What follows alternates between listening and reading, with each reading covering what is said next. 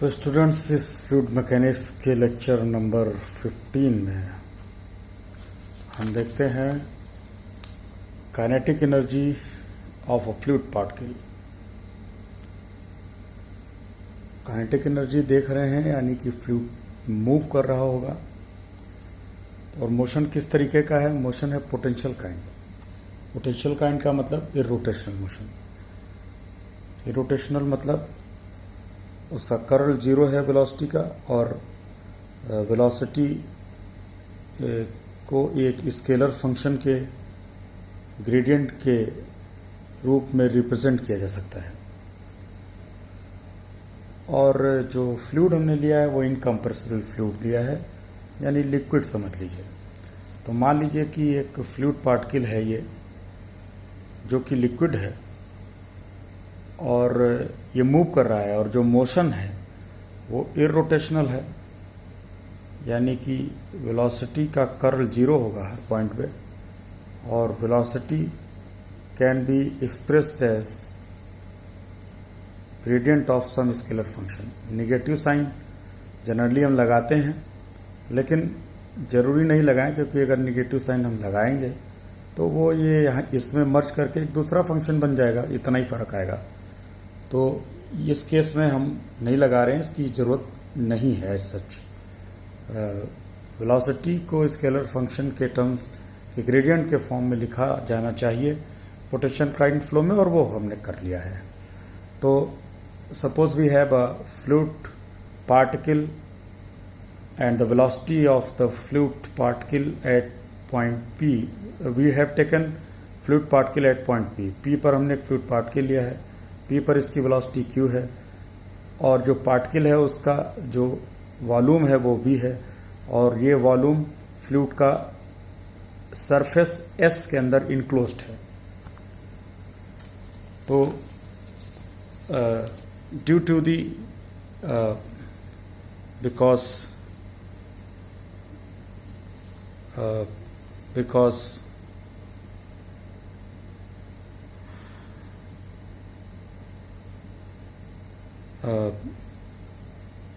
flow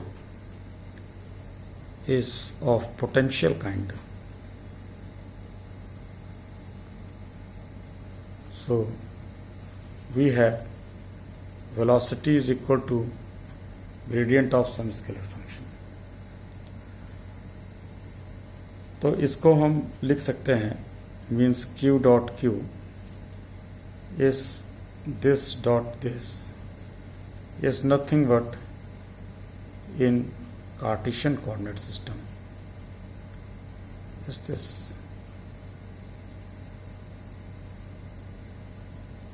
यह ही मिलेगा।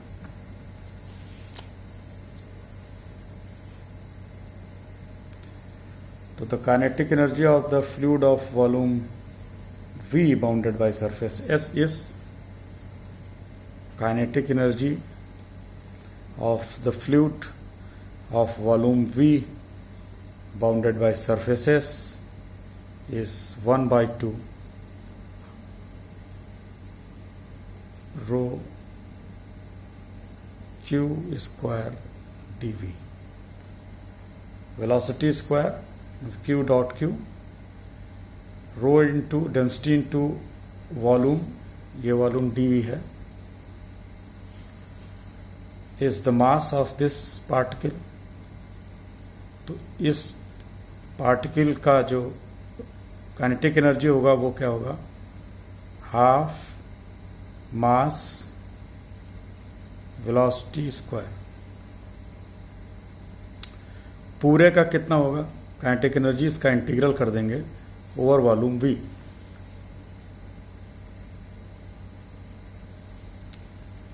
तो ये बनेगा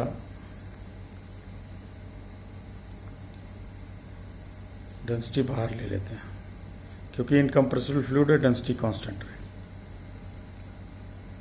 Q square means velocity square, velocity square means ये हमने rho del phi in dot del phi square,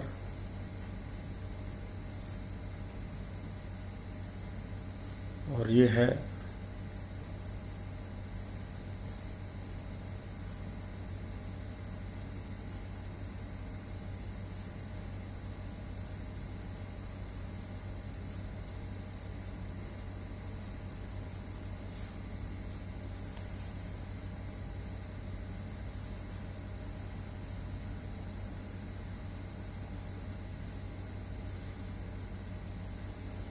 तो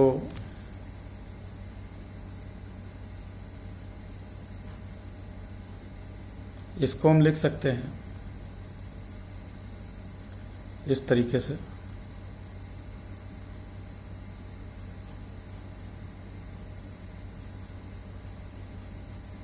ऐसे लिख सकते हैं।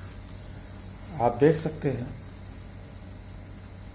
कि इसको डिफ्रेंशिएट करेंगे तो del phi by del x into del phi by del x, तो del phi by del x square और phi del two phi by del x square minus times के साथ, वो इससे कैंसिल हो जाएगा, यू गेट दिस। तो इसको ऐसे लिखा जा सकता है। इसी तरीके से बाकी को भी, इसको भी लिख सकते हैं। तो इसका जो समेशन है तो आप देख सकते हैं क्या आएगा। इसका समेशन आएगा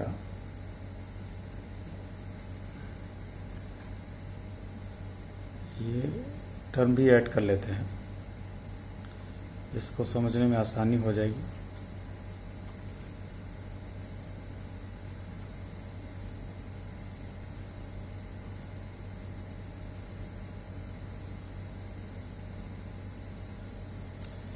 इसको ऐड करें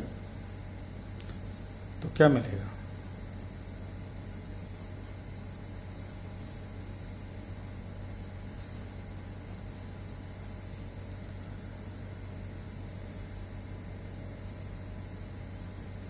आप देख सकते हैं this is nothing,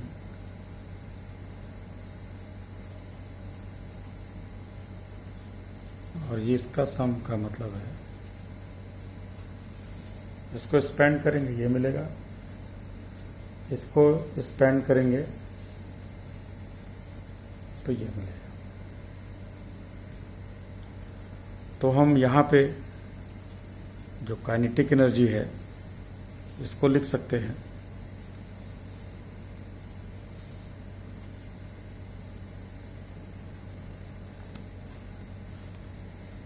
this is, इसका समेशन जो है ये हो जाएगा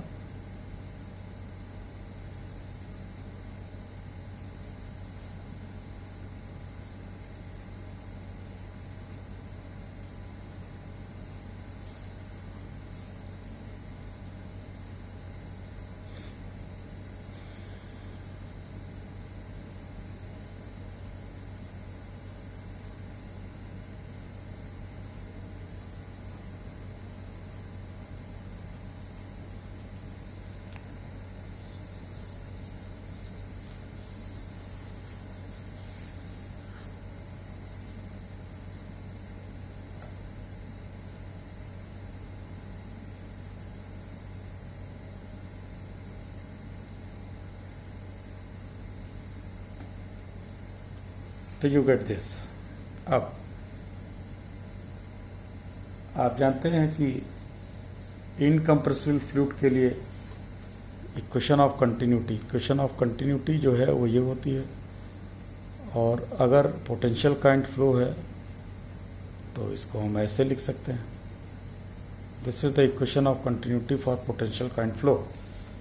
तो चूंकि फ्लूइड इनकम्प्रेसिबल है तो ये टर्म जीरो हो जाएगा। तो you get rho by 2 integral over v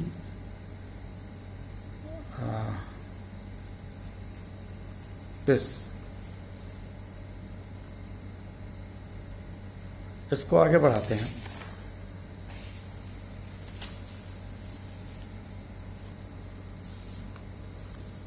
इसमें ऐसा है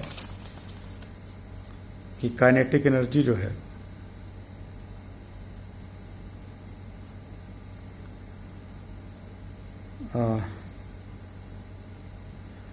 इस इंटीग्रल को, जो कि वॉल्यूम इंटीग्रल है, इसको सरफेस इंटीग्रल में चेंज कर सकते हैं बाय गॉस डाइवर्जेंस थ्योरम, और वो ये हो जाएगा।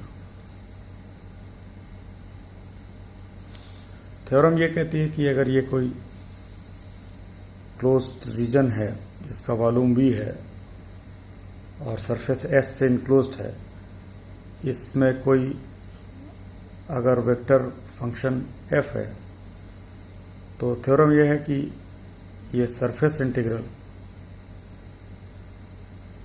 n is the unit normal vector, जहाँ पर भी इसको लिया है उस पर नॉर्मल की डायरेक्शन है। ये होगा volume integral divergence of f। तो इस हिसाब से हमने लिखा है वॉल्यूम इंटीग्रल को सरफेस इंटीग्रल में चेंज कर लिया। n is the unit normal vector on the surface. तो ये हो जाएगा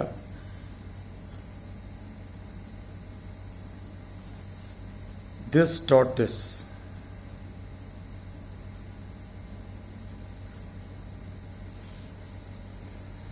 इसका कंपोनेंट नॉर्मल की डायरेक्शन में, तो ये directional derivative in the direction of normal हो जाएगा। आप जानते हैं ये डायरेक्शनल डेरिवेटिव है, तो इसका ये जो फंक्शन है इसका डेरिवेटिव नॉर्मल की डायरेक्शन में, इसको ऐसे लिखते हैं जहाँ n नॉर्मल की डायरेक्शन में लेंथ को डिनोट करता है।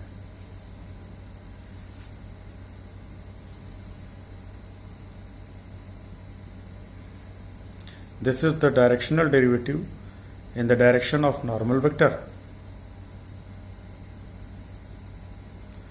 और ये एक्चुअली क्या है, ये वेलोसिटी होती है। तो ये क्या है actually,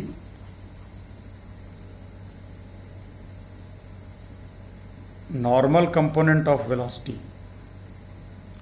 this is normal component of velocity. तो kinetic energy is this.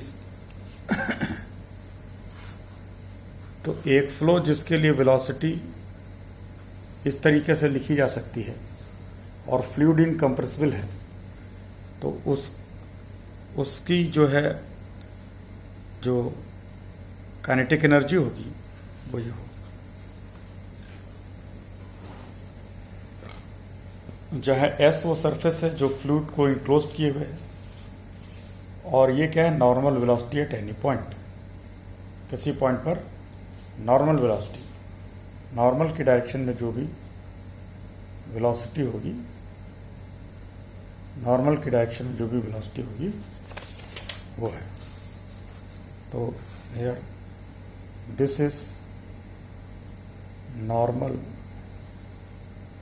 Velocity on the surfaces।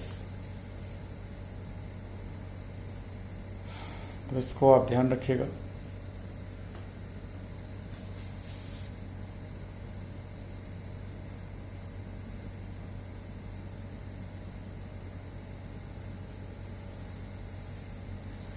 तो बाउंड्री पर जो नॉर्मल वेलोसिटी है, ये सरफेस एस से इनक्लोज्ड है तो ये सरफेस बाउंड्री होगा। तो बाउंड्री की जो नॉर्मल, बाउंड्री सरफेस पे जो नॉर्मल की डायरेक्शन में वेलोसिटी है वही है।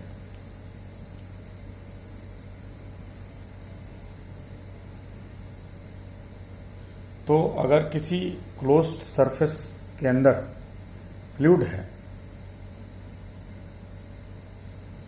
तो उसकी जो काइनेटिक एनर्जी होगी पूरे फ्लूइड की, उसके अंदर जो है उसकी जो बाउंड्री की जो वेलोसिटी है उसी के टर्म्स में लिखा जा सकता है काइनेटिक एनर्जी को, और वो ये है।